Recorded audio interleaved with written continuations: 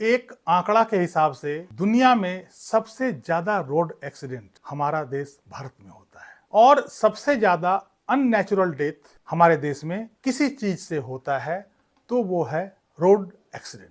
अभी हाल ही में बड़ोदरा में, उससे पहले पुणे में और उससे पहले नोएडा हाईवे पे जो भयानक कार एक्सीडेंट देखा गया है वो दिल दहलाने वाला था।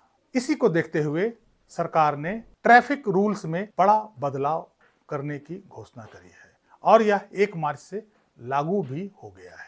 ट्रैफिक रूल्स के उल्लंघन करने वालों के लिए चालान की राशि कई गुना बढ़ा दी गई है और कुछ में सजा का भी प्रावधान किया गया है। आज के इस अंक में हम देखेंगे कि आखिर इस ट्रैफिक रूल्स में क्या क्या बदलाव किए गए हैं, ट्रैफिक फाइन जो बढ़ाया गया है वो कितना बढ़ाया गया है और क्या इस बदलाव से हम ऐसे रोड एक्सीडेंट पे काबू पाने में सक्षम हो पाएंगे या नहीं।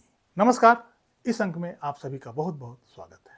सबसे पहले हम ये देखते हैं कि आखिर ट्रैफिक फाइन में जो बढ़ोतरी किया गया है वो किस किस ट्रैफिक उल्लंघन पर कितना फाइन बढ़ाया गया है।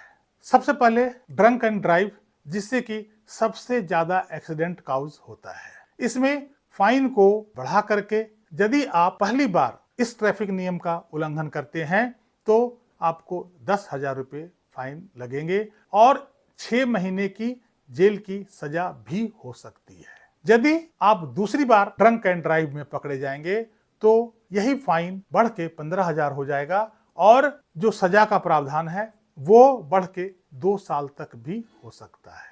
बिना हेलमेट के गाड़ी चलाने पर आपका फाइन 1,000 रुपया कर दिया गया है और 3 महीना के लिए आपका ड्राइविंग लाइसेंस सस्पेंड भी हो सकता है। गाड़ी में सीट बेल्ट नहीं पहनने पर आपका फाइन 1,000 रुपया कर दिया गया है और यदि आप गाड़ी चलाते हुए मोबाइल फोन का यूज करते हैं, चाहे वो 2 व्हीलर चला रहे हों या 4 व्हीलर चला रहे हों, तो ये फाइन आपको 5,000 रुपया देना पड़ सकता है। विदाउट लाइसेंस यदि आप गाड़ी चलाते हैं तो इसके लिए भी आपको 5,000 रुपये तक का जुर्माना हो सकता है। यदि आपका गाड़ी इंश्योर्ड नहीं है, मतलब बिना इंश्योरेंस का गाड़ी आप चला रहे हैं, तो पहली बार यदि इसका उल्लंघन करते हैं तो आपको 2,000 रुपये का फाइन देना पड़ेगा और 3 महीने का जेल भी हो सकता है। इसके अलावा आपको कम्युनिटी सर्विस भी करने को कहा जा सकता है, मतलब सामूहिक सेवा, जैसे रोड पे झाड़ू लगा दो जी, जमुना साफ कर दो जी, या इस ढंग का कोई भी कम्युनिटी सर्विस आपसे करवाया जा सकता है। और यदि इसी नियम को, इसी रूल को आप दूसरी बार तोड़ते हैं तो आपको 4,000 रुपया फाइन देना पड़ सकता है और 3 महीने की जेल या कम्युनिटी सर्विस भी आपसे कराया जा सकता है। यदि आपके पास आपके गाड़ी का पॉल्यूशन अंडर कंट्रोल सर्टिफिकेट नहीं है, मतलब पॉल्यूशन सर्टिफिकेट नहीं है, तो इसके लिए 10,000 रुपये का जुर्माना आपको चुकाना पड़ सकता है और 6 महीने का जेल की सजा भी सुनाई जा सकती है। ट्रिपल राइडिंग यदि आप करते हैं किसी बाइक में, स्कूटी में, 2 व्हीलर में, तो इसके लिए आपको 1,000 रुपये का जुर्माना देना पड़ सकता है। और वहीं जब आप डेंजरस ड्राइविंग करते हैं तो आपको 5,000 रुपये तक का जुर्माना देना पड़ सकता है। यदि आपने एम्बुलेंस को, फायर ब्रिगेड गाड़ी को या किसी इमरजेंसी सर्विसेज वाली व्हीकल को आपने रास्ता नहीं दिया तो इसके लिए आपको 10,000 रुपये तक का जुर्माना देना पड़ सकता है। यदि आपकी गाड़ी, चाहे वो प्राइवेट हो या कमर्शियल हो, यदि वो ओवरलोडेड है, मतलब ओवरलोडिंग के लिए जो जुर्माना है उसे बढ़ाकर 20,000 रुपया कर दिया गया है। इसके अलावा जितना टन एक्स्ट्रा माल है, जो परमिटेड कैपेसिटी से एक्स्ट्रा जितना भी टन माल है, पर टन के लिए 2,000 रुपया अलग से देने पड़ेंगे। इसके अलावा जुवेनाइल ड्राइविंग ऑफेंस, यदि कोई बच्चा जुवेनाइल है, मतलब 18 वर्ष से कम का है और उसके पास वो बच्चा यदि गाड़ी चलाता है और इस रूल को निश्चित रूप से लाइसेंस नहीं होगा, ऐसे में वायलेट करता है, तो उसके लिए जुर्माना 25,000 रुपये तक का बढ़ा दिया गया है। इसमें गाड़ी का रजिस्ट्रेशन को भी समाप्त किया जा सकता है और बच्चे का गार्जियन या व्हीकल ओनर को 3 साल तक की सजा भी सुनाई जा सकती है। और सबसे बड़ी बात कि उस बच्चे को 25 साल के उम्र तक ड्राइविंग लाइसेंस नहीं दिया जा सकता है। मतलब उस बच्चे का ड्राइविंग लाइसेंस 25 साल तक, 25 साल मतलब उसकी उम्र जब 25 वर्ष का हो जाएगा उसके बाद ही उसका ड्राइविंग लाइसेंस बन पाएगा। ये थे कुछ बदलाव और इस बदलाव से सरकार को ऐसा लगता है कि रोड एक्सीडेंट में भारी कमी होने वाली है।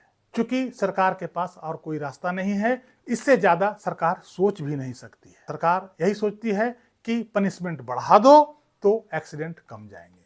क्या रेप का पनिशमेंट आपने बढ़ा दिया, रेप की घटना में कोई कमी आई, या कितने सारे ऑफेंसेस ने आपने पनिशमेंट बढ़ाया, तो क्या उस ऑफेंस को पनिशमेंट बढ़ाकर कम किया जा सका है आज तक? लेकिन सरकार ऐसा करती है क्योंकि सरकार इससे अधिक कुछ कर नहीं सकती है। क्योंकि सरकार के पास क्राइम को कंट्रोल करने के लिए इससे बड़ा विजन अभी तक समझ नहीं आती है, या सरकार के पास इससे ज्यादा बड़ा विजन कुछ नहीं है। लेकिन इतना आप जान लें कि चाहे कानून कितना भी कड़ा कर लें, चाहे उसमें सजा कितना भी बढ़ा दें, फाइन कितना भी बढ़ा दें, जब तक उस कानून का इम्प्लीमेंटेशन ठीक से नहीं होगा तब तक उस कानून का कोई फायदा नहीं होने वाला है।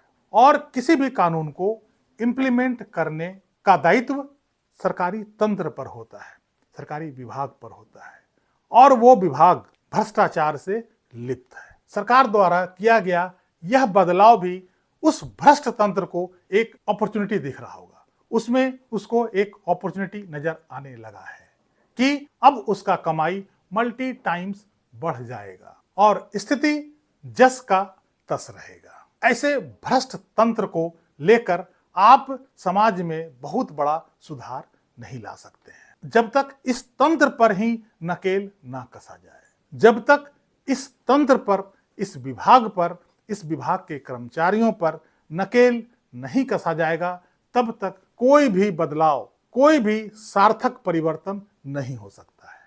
इसके अलावा सरकार को एक बदलाव और करना चाहिए था, वो ये कि जो एक्सीडेंट का केसेस होते हैं, जैसे आईपीसी में 279 और बीएनएस में 281 जो धारा है, वो बड़ा ही सिंपल है, वो बेलेबल ऑफेंस होता है। आप सड़क पर किसी को भी मार दीजिए एक्सीडेंट से, लापरवाही से, आपको जेल जाना नहीं पड़ेगा, थाने से ही आपकी जमानत हो जाएगी। ये एक बेलेबल ऑफेंस है। और जब तक इस ऑफेंस को नॉन बेलेबल ना किया जाए, इस ऑफेंस को थोड़ा सा और कठिन नहीं किया जाएगा, रोड एक्सीडेंट के मामले को कंट्रोल करना संभव नहीं होगा। इसके अलावा एक चीज पर और मैं ध्यान आकर्षित करना चाहता हूं कि रोड एक्सीडेंट में बहुत सारे एक्सीडेंट ऐसे होते हैं जो खराब रोड के वजह से होता है, जो रोड पे गड्ढों के वजह से होता है।